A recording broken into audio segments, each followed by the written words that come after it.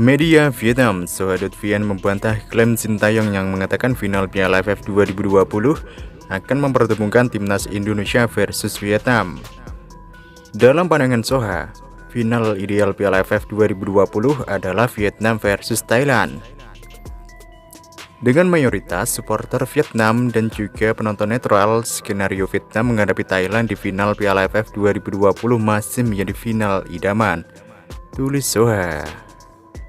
Sebab laga Vietnam versus Thailand akan mempertemukan dua tim yang memperagakan permainan indah. Mereka juga bersaing sengit dalam beberapa tahun terakhir. Lanjut artikel yang ditulis oleh Soha itu.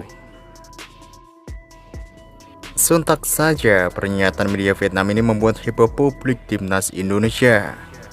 Pasalnya mereka seolah-olah mengatakan kalau timnas Indonesia tak layak masuk final Piala AFF 2020 dan menyebut Thailand lebih layak bertemu Vietnam di final karena punya permainan yang indah. Sebelum menyebut final idaman di atas, Soha mengungkit pernyataan Sintayong gelar laga timnas Indonesia versus Vietnam pada Rabu 15 Desember 2021 malam.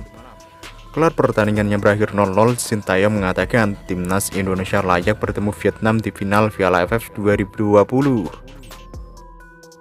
Saya pikir kami akan bertemu Vietnam di final Piala AFF 2020. Tim terbaik dalam bertahan dan menyerang kembali bertemu setelah babak penyisihan. Dengan begitu, saya jadi bisa menunjukkan citra yang lebih baik, kata Sin mengutip dari media Korea Selatan Yonhap News Agency.